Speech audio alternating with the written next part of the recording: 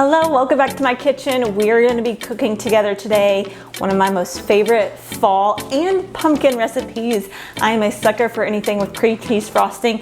So today we're going to be making an old-fashioned pumpkin loaf with cream cheese frosting on top, and it is absolutely out of this world delicious. You're going to love it. So let's go ahead and get started.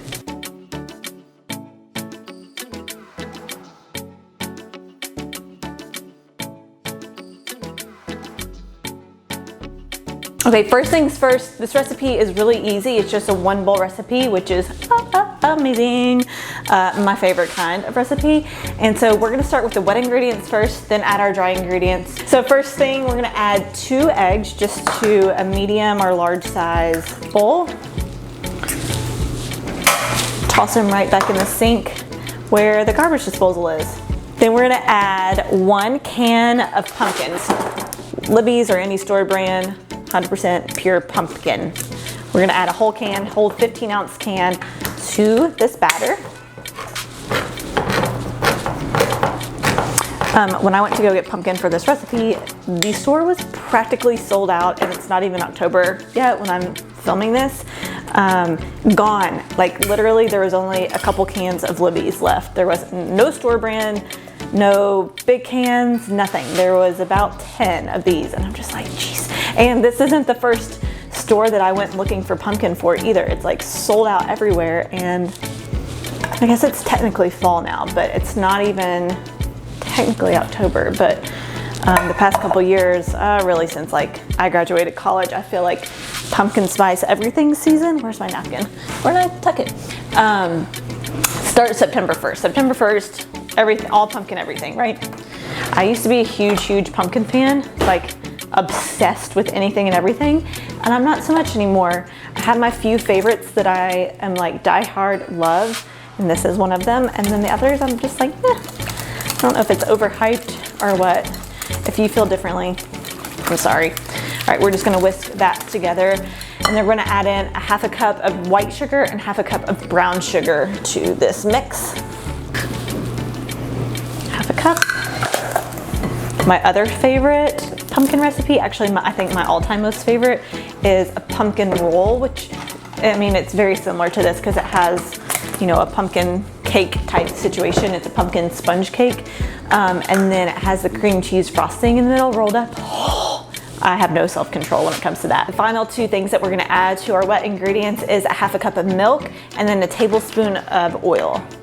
I just like to use, I know that there's like technically a liquid measuring cup, but when it comes to this kind of stuff, I just use all the same thing because I hate doing the dishes, and I do them a lot. So then we're gonna have a tablespoon, use a separate one, of oil. Straight into that, and then we're gonna give it all a good whisk. So whisk it all together. Okay, now we're gonna add our dry ingredients. We're just gonna add them straight in here. So we're gonna add 2 cups of flour. 2 cups of flour. Then we're gonna add 2 teaspoons of baking powder. 1 and 2. 1/2 teaspoon of baking soda. 1/2 teaspoon of soda. Perfect. And then some salt. We're gonna add 1 teaspoon of salt. And then pumpkin pie spice. We're gonna add 2 teaspoons of pumpkin pie spice. Now, if you don't have pumpkin pie spice that you bought at the store, you can make it yourself. This is what I've done here just because I always have the spices that go in it on hand all the time. So I just make up a small batch of it and keep it for recipes like that. If you don't have it, then I also have on the recipe card what you can use instead of pumpkin pie spice, all the breakdowns of all the spices, as far as cinnamon, nutmeg, cloves, allspice, ginger, that whole situation. So just go to the recipe card and everything that you need to know is there. We're gonna add 2 teaspoons of delicious pumpkin pie spice, and it smells like straight up fall. And then we're gonna whisk it, and that's it. 1 bowl, no mess. And we're gonna use just a regular loaf pan to bake this. Just 1 is all you need. I'm gonna go ahead and grease it over the sink, and then we'll spoon the batter in. Make sure that you scrape the sides of the bowl. It smells so good already. feels like straight up pumpkin goodness. Also, you can like lick the spatula and bowl afterwards. If it's just you, technically you shouldn't do that, but if you don't, then what are you even doing? So just make sure it's all even. Now this is ready to go. We're gonna put it in a 350-degree oven for 60 to 65 minutes. You wanna make sure that you check it at like the 55, 60-minute mark.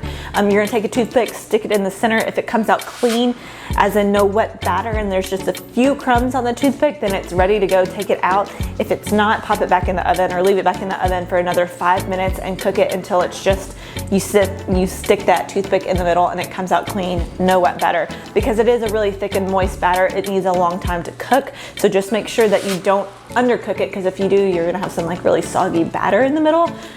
So just keep an eye on it. 350-degree oven for 60 to 65 minutes.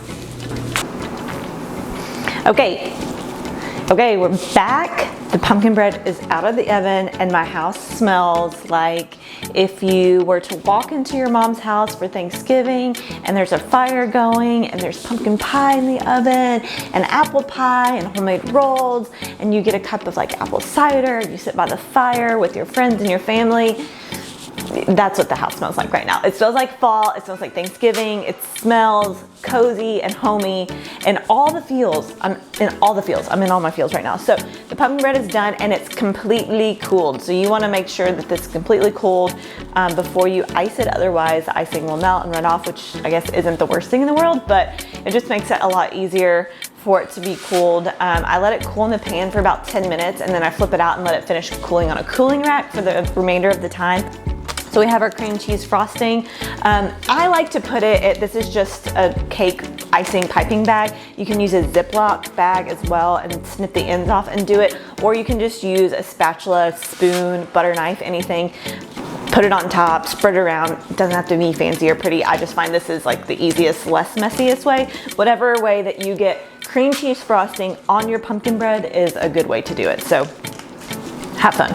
But I just snip the ends off and then I like to go back and forth. So we'll ice it and then we're gonna taste it because hello, I've been sitting here smelling it forever, waiting for it. So I just go back and forth and use a generous amount because this is the best part of the bread.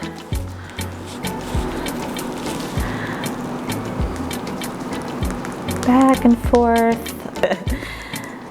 All the way across. Oh, I have a little extra. If you have anything left over, just serve it on the side. Don't let this delicious stuff go to waste. It's too good. All right, we're gonna test it, taste it, because why make it if you're not gonna eat it, right? And I am pumped about it. So I'm getting an end piece.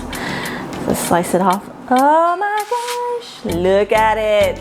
Beautiful. You probably can't see it because it's far away. It's tender, it's dense, it has all of these fall flavors. I'm going to try it because I can't wait. Obviously, get some of cream cheese frosting and cheers, people.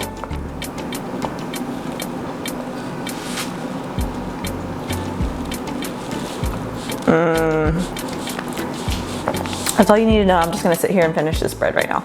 It's perfect.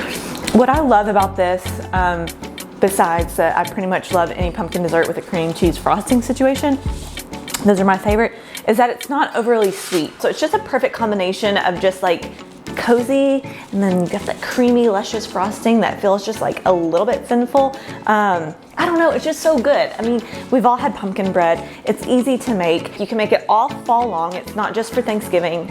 You know, heck, people start ordering pumpkin spice lattes September 1st. So you've got 4 months of pumpkin goodness, and you're gonna love this one.